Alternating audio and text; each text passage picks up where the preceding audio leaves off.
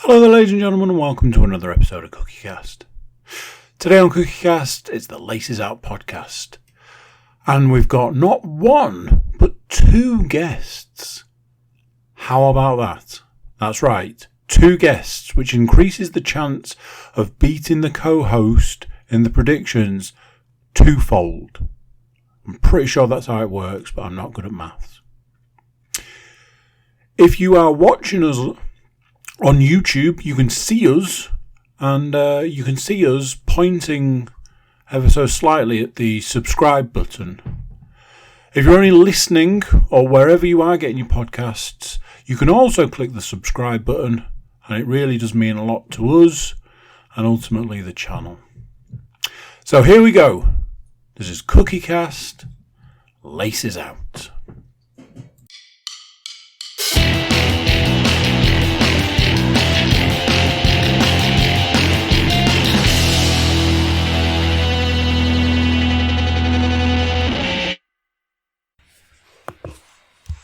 Recording in progress. In theory, that is true. If it's anything like last week, it might not be, but we'll see how we get on. You could just be listening to me for the rest of the time, but we'll see. For you audio listeners, it's a full boat. The screen is jam-packed with beautiful, beautiful faces, and mine. So for audio roll call, I'm here, the co-host with indeed the co-most. Paul Williams is here. What's happening? Who knows? The host of the fastest growing WWE podcast, Getting Over, is also here, taking double duties in his week off. Stuart Woodmansey, welcome to you, sir. Howdy.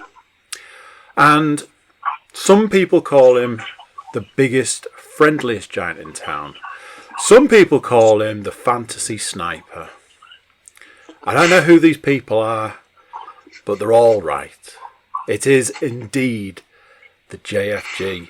James Forrester Gray, hello to you, sir. You know. Obviously, we'll get on to how it is that you knew that Robert Woods was going to get taken down that week. But anyway, moving on swiftly, I'm going to get my co-host to pick up some of his co-hosting duties, because I believe it's time to talk about what happened last week in week of the NFL 2021 season. I think it was like week 11, maybe. It was indeed week 11 of the regular NFL season. Now, to catch people up on things, obviously last week's guest was a first timer for the season. It was the stats mistress herself.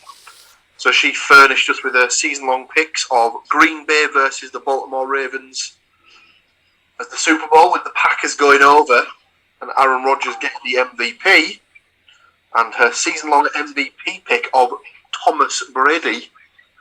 Let's have a look at it.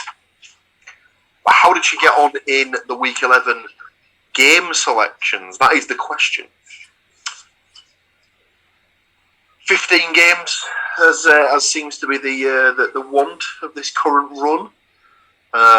15 points up for grabs. We had a joint second place this week. Much better than the week before, where the week was won with 6.5 points out of 14. But we have 9 out of 15 for this week's joint runners-up of last week's guest, the Stats Mistress, and host of the CookieCast Network, Mr. Andrew Cook. 9 out of 5 selections correct. Majorly let down by the Titans, completely shitting the bed at home to the Texans. There is no other way of putting it, let's be honest. The Packers not getting it done on the road in Minnesota. Yeah. amongst others. Well, and the Panthers not taking care of business at home to the Washington football team. But yes, 9 out of 15, a very respectable score. Sadly, they were outdone by 1 point by my good self on 10 out of 15. Therefore, extending my lead in the predictions season, so to speak. Do we remember last week when I said at this point in time either myself or the guest needs to win every week for the rest of the season to be in with a decent enough chance to actually win this season? And nice to see that we're all off to a flying start there. I think the rest of the season's probably a write-off. In fact, let's just pack up now and go home. Let's take our bat and our weird-shaped football home. Because, well, in fact, looking at the predictions for this week, there was a couple of games where I was like, I think that's going to go that way. But it could go the other way, so maybe I should go the other way. Because each week, week in, week out, there are those games that's like, oh, you know, the Buccaneers are going to go up against the Washington football team. I mean, take my house and put it on the Buccaneers to win. Oh no, I'm homeless.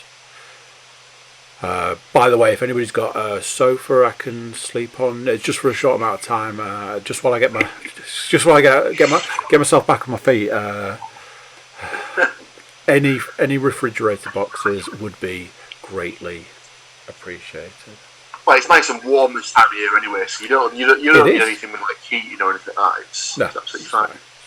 But yes, what that does do for the season's overall scores is both Andy and the guest are on a collective 2 points each. And like I said, I've extended my lead by 5 to 7 points now. So what's that? 7 weeks left. 7 points to play for. Even I would say it's looking pretty handsome that I'm probably going to get the win.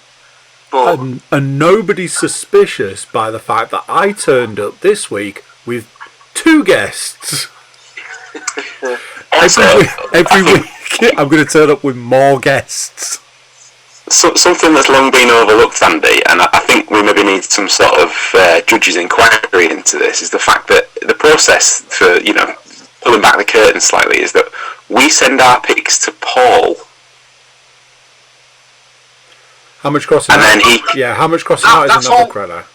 That's all well and good, Stuart, but unfortunately your argument falls down by the fact that we literally go through the picks on the podcast every week. Yeah, but I can't remember what I sent you earlier on today.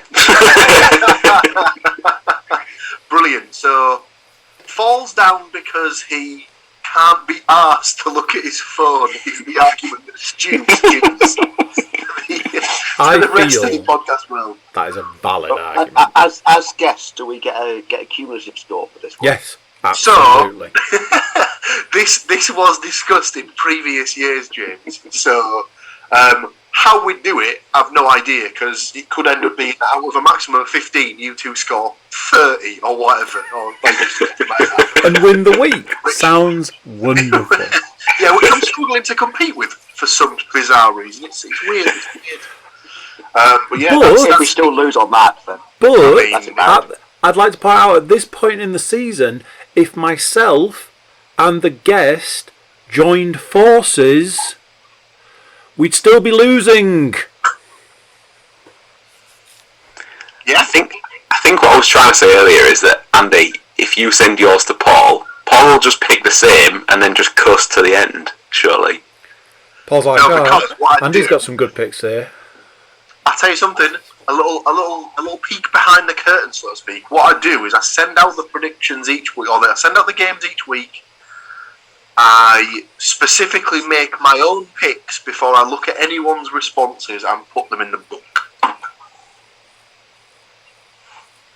And hand on heart, so you can see I'm even leaning myself up so you can see my hand is on my heart.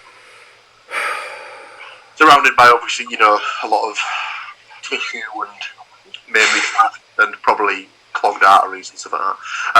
But yes, I don't let other people's picks sway my own choices and things like that. So, hands up. So that's week 11's games. And what would go spectacularly well with some Week 11 games is some delicious Week 11 stats, Andrew, if you can furnish us with some of those. Well, I can't, I'm afraid, because I am rubbish at doing the stats. But luckily for you guys and these lovely people, I know a man who is also a woman who is really good at doing stats. So, the Stats Mistress, as we know, currently out for the season. However, is absolutely a dab hand with a keyboard, even with a broken leg. So, she went off into the world of the internet and brings back the juiciest, the tastiest stats you can find. Now then, Paul, I think you can agree that we are just two hosts, a host and a co-host, taking on this mammoth task. So we get other people to join us week in, week out to help out. And the way they can help out is by taking bigger portions of the stats. So me and you have got less and these guys have got more because we're generous. We are generous to a fault. To a fault. Plus, nobody wants to listen to me talking for hours. So anyway, this is the Week 11 Stats 2021 NFL season, brought to you by the Stats Mistress, brought to her by it's Nate Davis, isn't it? USA Today. The first stat of, I believe, something crazy like 14 stats is this. 4 first place teams. The Buffalo Bills, the Tennessee Titans, the Dallas Cowboys and the Green Bay Packers all lost on Sunday. Over the past 3 weeks, division leading clubs have dropped 11 games to opponents who didn't have a winning record. Interesting. Number 2. That's not to say the mystery of the 2021 season hasn't been fun to watch. According to the NFL, 23 games have been decided with a game-winning score on the final play. Most at this point in the season since the NFL and AFL merged in 1970. Wow. And my final stat for the week, Sunday's biggest winners had to be the Arizona Cardinals. There he is. Who improved to a league best 9-2, even with QB1 Kyler Murray, ankle injury, inactive for the 3rd straight week. But QB2 Colt McCoy, I mean, that's definitely a made-up name, and co. secured a valuable division road win in Seattle. Leapfrogged the Packers for the top spot in the NFC standings. Before moving on, this isn't necessarily a stat, but it's something I saw earlier this week. For anybody who loves Red Zone, like I believe we all do here at the Laces Out podcast, Scott Hansen addressed a rumour that in the 7 hours of uninterrupted football, he doesn't go to the toilet. And he has said, yes, the rumours are true. He intentionally dehydrates himself through Sunday morning. He goes to the toilet moments before going on air and then apparently, like a ninja, does 7 hours without going to the toilet. Paul's about to fire off a bullshit. Yeah, you're going to have to call bullshit on that one because during the broadcast there are several times where where it's very quiet for at least 2 to 3 minutes, where nothing is said apart from the sort of the commentary on the game. Apart from, also, he could just adopt the JR principle from the wrestling of wear darks, kid. Yeah. So that if he does have a little accident, you won't show. And he's also stood behind a plinth with a bucket. There's definitely a bucket. But I read that information to the Stats Mistress, and she was like, he's absolutely got a bucket behind that thing. It's like, well, yeah, you would, wouldn't you? At this point, I'm not getting through an hour's podcast without flipping off probably halfway through. at this point in time, I may have forgotten who I sent the next set of stats to. So anybody that's got "Let's welcome Indianapolis," it's your turn. I thought it was you, Stu, but I didn't want to. I didn't want to presume. Stu, let's hear some more stats. Okay, so as Andy alluded to, let's welcome Indianapolis Colts running back Jonathan Taylor to the forefront of the MVP conversation following his 5-touchdown performance in Sunday's 41-15 dismantling of the Bills in Buffalo. Taylor became the first player in the league this year to rush for more than 1,000 yards and also leads the NFL with 1,444 yards from scrimmage and 15 touchdowns. I mean, so yeah, less impressive, but only slightly, was the Los Angeles Chargers running back Austin Eckler's 4-touchdown performance and 115 yards from scrimmage in the 41-37 triumph over the Pittsburgh Steelers on Sunday night. He was the first player in a decade with a pair of rushing and receiving touchdowns in the same game. I was very happy to wake up and see that score. Cowboys Chiefs was widely framed as game of the week, so naturally Dallas quarterback Dak Prescott and Kansas City counterpart Patrick Mahomes combined for 5 turnovers and 0 touchdowns in Kansas City's 19-9 victory. At one point, I saw that Dak was on -2, and it was a while later that I looked again. I was like, "Oh, good, he's on -1 now, so he's obviously done something right."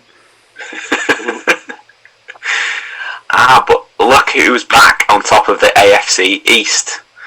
The New England Patriots have returned to their customary divisional perch after blanking the Atlanta Falcons 25-0 on Thursday night.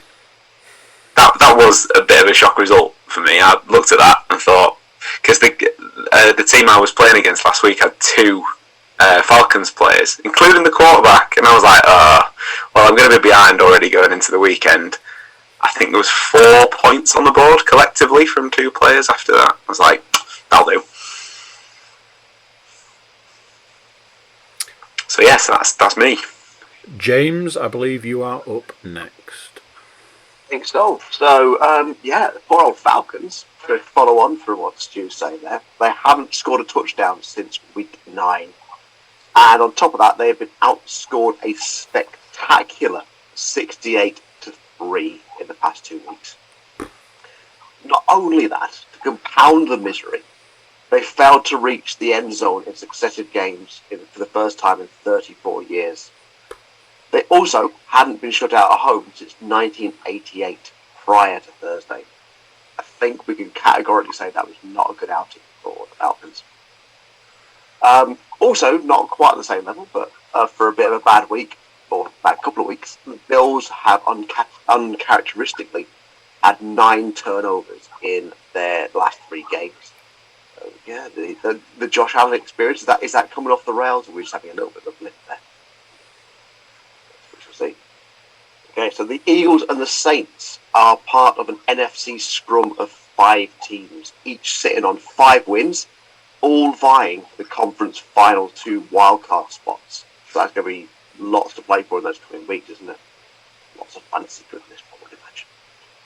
And finally, oh bless him, as if things weren't bad enough for Detroit, backup QB Tim Boyle finally made his first NFL start for the winless Detroit. And he finished with 77 entire passing yards and a pair of interceptions. The Lions still haven't won a game without Matthew Stafford under centre since 2010.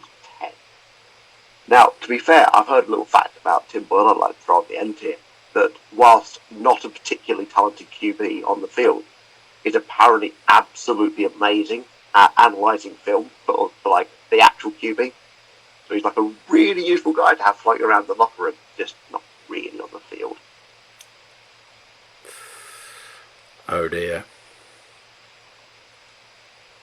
Oh dear indeed. Paul, I believe you're going to finish us off? Well, on that bombshell, yes, we will continue.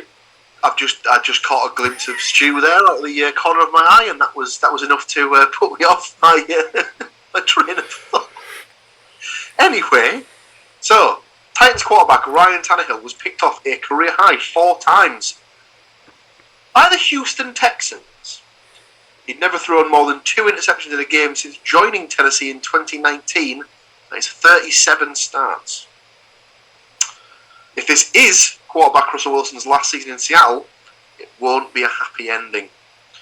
The Seahawks are 3-7 for the first time since Wilson was drafted in 2012, and only Detroit has a worse record in the NFC.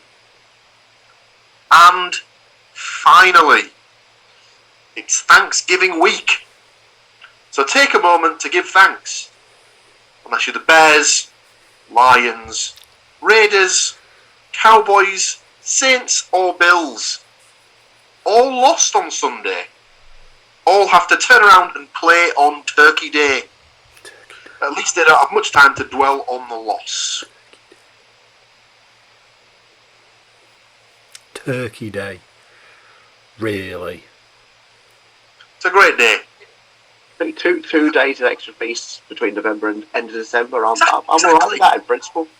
We should start a petition to sort of actually celebrate it here, because it's obviously a national holiday, so they obviously get the day off, and they just get an excuse to watch American football and eat like a pig for a full 24 hours. It's incredible. It's storing all of that energy so they can go and fight people in the shops the day after. As God intended. But that slog from September to Christmas it needs a bank holiday. It does. And that's not just talking as a teacher. So, as everybody here is made up of, I can't do the math, but a percentage of our big fantasy group, it's probably a good time to go around the table and talk about who had a fantasy win this week. It's a third, Andrew. It's a third. There, you see, that's why you are the money man. You are the maths whiz, the maths genius of the podcast. And that's why I am the, court jester. Embarrassing being the actual maths teacher in the group as well. I will start us off because I believe it possibly might be the second week running. I had double dubs, a win in both fantasy leagues this week. I've said it. I've said it there. It's two win week. That can only mean that I will absolutely fall off the horse this week, and we're going for. I think I can get it under 40 points this week. I think it's doable without benching half the team. I think I can manage it. Paul, did you have a win in fantasy this week? Not only did I have a win in fantasy this week, I believe I was the highest point scorer of the week for the first time possibly all season. Hark at you. I thought at one point I was up against it as well, because I had my quarterback on a bye, so I had to surf the choppy waters of the waiver wire, and in the end it was I must have prayed pretty hard to the fantasy gods as I ended up picking up the number 1 waiver quarterback, as it turned out. So yeah, pretty good going. Trevor Simeon getting some lovely garbage time touchdowns. I couldn't believe it. It was incredible. Beautiful stuff. Stu? I did, however, play against Jonathan Taylor in my other league and got what could only be described as absolutely dumped on. So, just the 53 points in PPR. Oh, wow. Stu, win, lose or draw? I had a win. 91 to 45 against Tim. So I was, I was onto a bit of a winner when the quarterback for the Falcons, Matt Ryan, had posted 2 points. I was thinking, that'll do. Please don't shit the bed, Tom Brady. And he had, by his standards, probably a pretty average week. So not just the 19 points for him. But yeah, it was a decent week all in all. For me, I thought 91 was. I thought it was a relatively high score, and then I looked across the league and I thought actually everybody's had pretty decent, pretty high scoring affair. Not least Paul, as he mentioned, and you had Edwards-Helaire on the bench. I noticed, who posted. You could have had another 8 points or so out of that one, I think.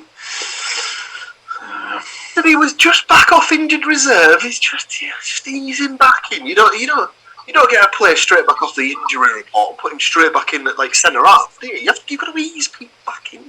I love the fact that your squad must have such depth to it that you don't have to do that on the basis that. In my utter panic, I tried to pick up Adrian Peterson to discover that he's just been cut by the Tennessee Titans. Yes, so he has. Well, that was a really good pick-up then. I thought was a weird move after he was getting some action at the weekend. It's not really worked out for him. He's not been the dynamic playmaker I think they thought they were getting, to be honest with you. Which is understandable. He's in his late 30s. The fact he's still playing at all is surprising for more than a few reasons. James, a win. The very definition of a mixed week. So a draw with Mr. Matthew Moore, both on 98 points. Ironically, if I benched Patrick Mahomes and played the distinctly substandard Russell Wilson, I would have pipped him. But who would do that? Elsewhere, I had another league where I had Jonathan Taylor and lost, and another league where I was playing Jonathan Taylor, playing against him, and won. So, in the topsy-turvy world of fantasy football, here we are. Wow. Truly bizarre. Very strange. One of the things that I'd seen yesterday, maybe, is that the Giants have announced that they have parted ways with Jason Garrett. I immediately took to our fantasy group WhatsApp chat to fire off a hilarious joke to tumbleweeds. I fired out the Jason Garrett's been fired by the Giants, so he'll absolutely be turning up to work in the morning then, yeah? Because when he got fired by the Cowboys, he turned up to work the next day saying, nah, I've got stuff to do. I've still got stuff to achieve here. And I believe had to be removed from the building, let's say. So I imagine the Giants... The Giants probably turned up to work this morning like, Jason? While they're scraping his name off the door. What are you doing here? We did you get that phone call yesterday? So who knows where Jason Garrett will end up? I can't imagine if he's if he's gone from the Giants. Well, surely the next logical step is either the Washington football team or the Philadelphia Eagles, just to see if he can complete the set of NFC East teams. And then obviously you've got the other one that's left after that, and he'll just say, yeah. The Lions are going to be after a new head coach tomorrow. Well, this is it. I'm like, there's an opening. I mean, he's like, I've just been let go by the Giants, but hang on a minute, is that why are the Lions ringing me? Hello? Sorry, Bear's not like Nagy's on his way out tomorrow. So, unless anybody's got anything burning, we've got games to predict. But due to technological restraints and having to, keep the lights on, we're going to have to take a small commercial break to allow you lovely people to check out the wonderful products promoted solely by the CookieCast Network and the Laces Output. There you go, you see. Paul, ever the salesman. Yeah. That's working real. Built-in censorship. There we go. Can't let this out right. Censoring alcohol. Could not have been timed any better. That was beautiful. That was beautiful. And on that note, we'll take a short break and we'll be right back. Recording in progress. I mean, are they not the best products? And you should absolutely buy them. I'm gonna start Kickstarter. Get Andy out of the bunker Kickstarter, or GoFundMe, or whatever the kids do these days. TikTok, whatever that. You've got to dance for that, though. Whatever that thing is. I mean. True that. Anyway, enough about me. Let's talk about week 12, Thanksgiving week, which means that tomorrow it's all about the games. Multiple games. Games. It does obviously then mean less games on Sunday, but hey, it's Thanksgiving. If you tag him on Twitter or even Instagram, Paul will definitely share his cornbread recipe with you, and you too can enjoy some lovely cornbread. My wife does make an absolutely bloody lovely cornbread. I was going to say, it's funny you should say that, Andrew, because I have this evening pulled together this year's recipe for cornbread. What was the other thing? Oh, cornbread. I've got to make some homemade guacamole, some homemade coleslaw, and there was something else I was going to have a go at knocking up, and I can't. Oh, mac and cheese, bacon mac and cheese, I'm going to have a go at doing it. Mac and cheese seems so simple, but it's a tricky beast to get right. Look forward to seeing the images. So, week in, week out, I go up against Paul to try and, pick X number of games to win a point for the week. But as this season has proven, I can't do it alone. So I bring along backup in the form of the guest. Because let's face it, if I can't beat him, somebody else might be able to. Sometimes, like this week, we have double guest. And double guest means double chance of beating Paul. I mean, getting a point.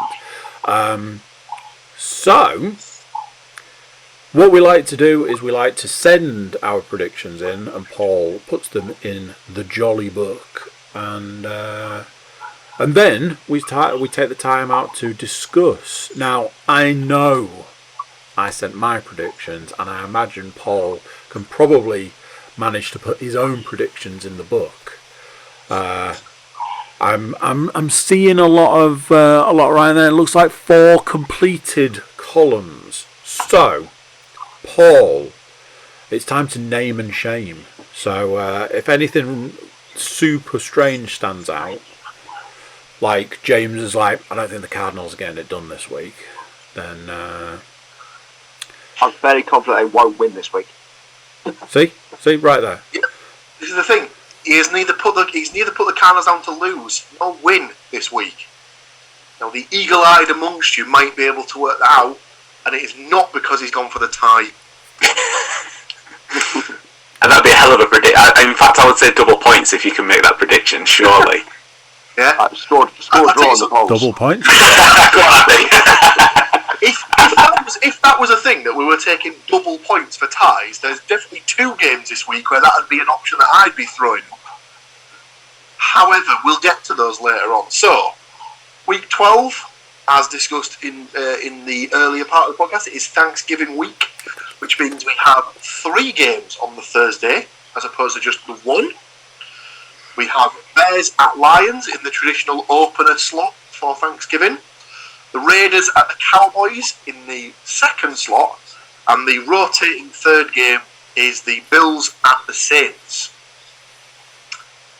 Over those 3 games, we have one consensus pick, which is we have all gone for the Cowboys to beat the Raiders. In the opening game, myself, Andy and Stu have all gone hard on the Bears. Whereas James is obviously confident this week that Matt Nagy is indeed losing his job on Thanksgiving, and he has backed the Lions to pick up their first win of the season. Not being wonderful about that, but it's more a principal pick.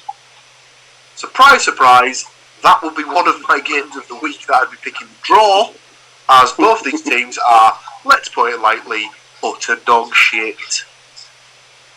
Although, to be fair, I do have DeAndre Swift in both fantasy leagues, and he is a stud.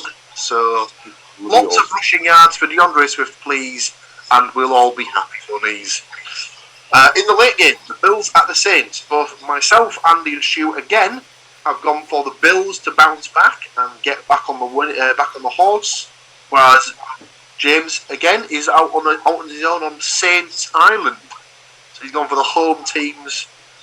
He's gone for a clean sweep of home teams on Thanksgiving. I didn't even realise that. Let's see if it pays off for him. Yeah, I think my upset's probably the Saints. A pretty stupid pick, but stranger things have happened. Exactly. So then we move on to the Sunday games, and we start off with what could be a bit of a tasty game, probably candidate for game of the week. Really, we've got the Tampa Bay Buccaneers travelling to Indianapolis to take on the Colts. Now, you three are obviously thinking Tom Brady's this magical sort of beast, and apparently he's going to scheme up some amazing defense to stop the Jonathan Taylor train that is just going to run through the Tampa Bay secondary. Whereas I like to follow in on the hot hand, you see, so I've gone for the Colts to get the win on this one. He won't be having that soporific effect of the turkey with his vegan plant-based diet. You are aware that Tom Brady is half man, half goat? Yeah, but you are aware that Jonathan Taylor is full beast.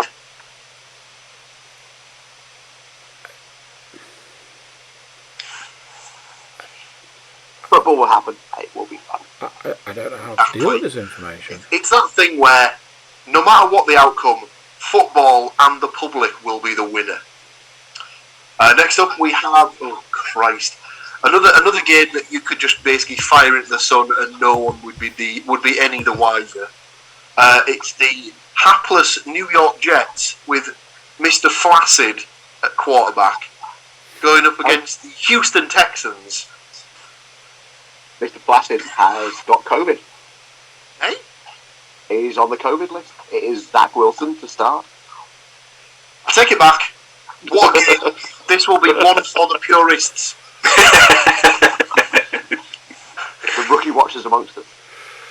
The purist. So again, James is out on his own and has put his support behind the Jets for this one. Obviously, the Texans massacring the Titans last week was obviously just a blip on this one. They have one a year. The Texans get one a year. Next up, we have finally come around to another consensus pick. It's the Eagles at the Giants, and we've all gone for the Eagles to get the win in that one.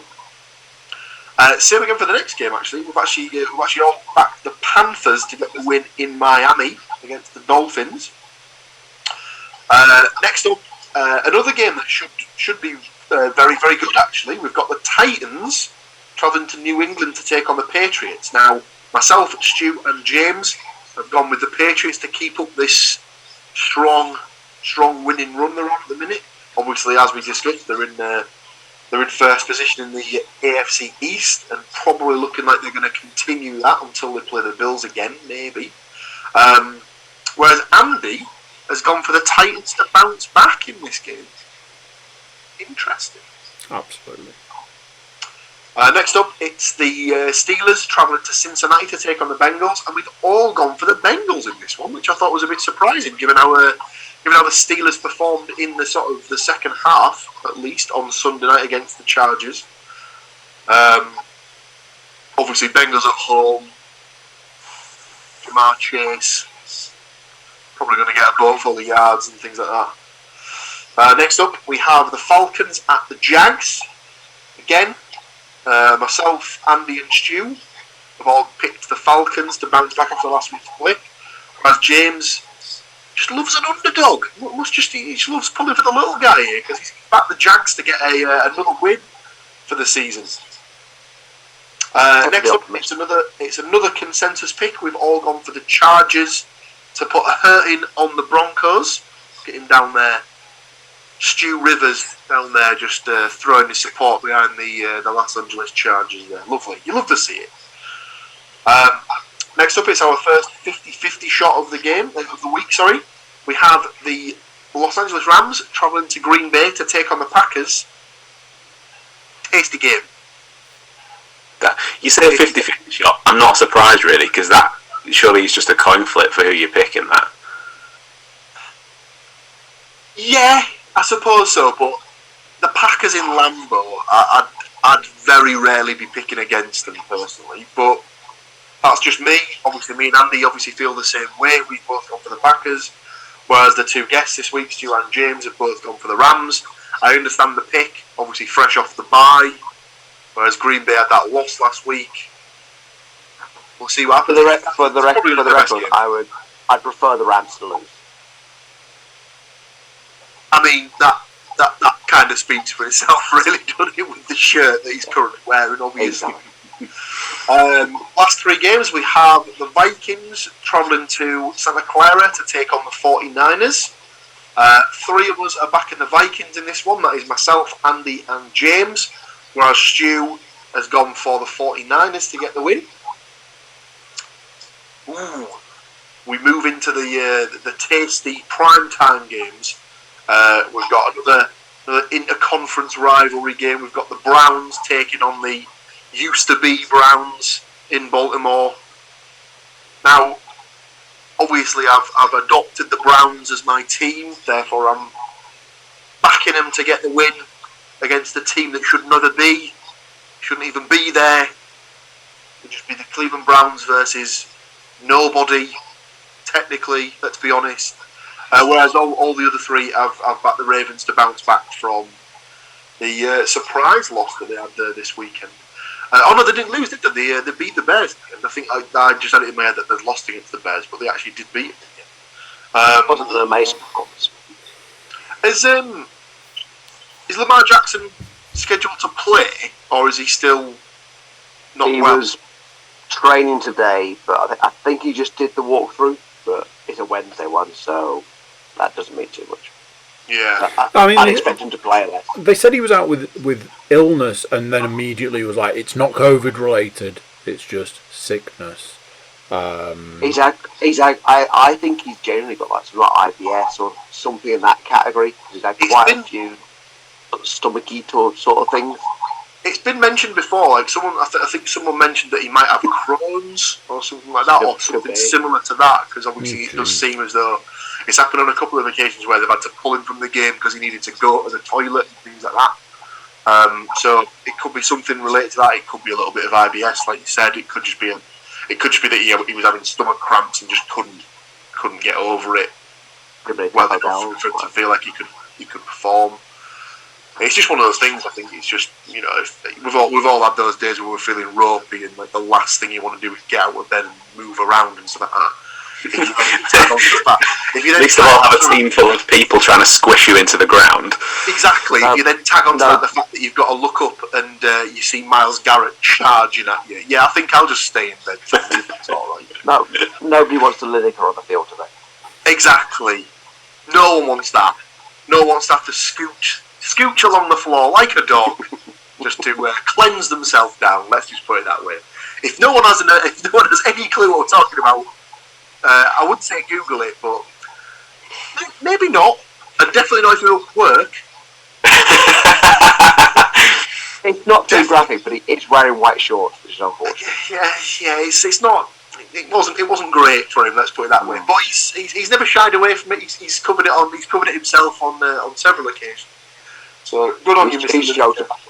Yeah, national treasure. We finish the week with the aforementioned Seattle Seahawks and their worst run ever under Russell Wilson at quarterback, travelling to Landover, Maryland to take on the Washington football team. 3 of us have picked the Seattle Seahawks to snap this little losing streak that they've got going on. Whereas one of us is backing the WFT, the WTF, the Seattle Seahawks. What, the football? I mean, I don't want to be the guy that's like, if the Seahawks can't beat Washington, then something seriously wrong. But Washington are having a whale of a time of it at the moment. This is the thing. Washington aren't. They're not great by any means, but they're certainly not a terrible team. They've got like Taylor Heineke's proved to be a more than adequate quarterback. He's pulled that team together pretty much on his own at the minute. Him and Scary Terry. It's pretty much them and no one else. But you know. To be fair to Terry, apparently he really hates that thing because he wants to be seen as a nice guy. He really hates being called Scary Terry. Well, he needs to smile more then, doesn't he? Oh. Then he'll be known as Happy Terry. That concludes this week's picks, ladies and gentlemen. Let's see who's basking in the glory of a beautiful point this time next week. Indeed. So, picks are in the book. The book is closed. That's that. It's done. We will revisit those picks next week when we find out who indeed wins the point. Anybody got anything burning to bring up before the end of this podcast? I'm seeing shaking heads. No? I think I got Farewell, Matt Nagy. I think I got all my little tidbits out. So there we go. That's that. Thank you to my co-host and to our fantastic guests this week for joining me, taking these wonderful people through the somewhat choppy waters of football from a different land in a different shape. That's it for this week's Laces Out podcast. But join us next week when we'll be talking about the games we've predicted, and we'll be predicting even more games. And at least this is the one podcast we got through without me saying, season's almost over. You just did it. Oh man, bingo. And everybody takes a drink.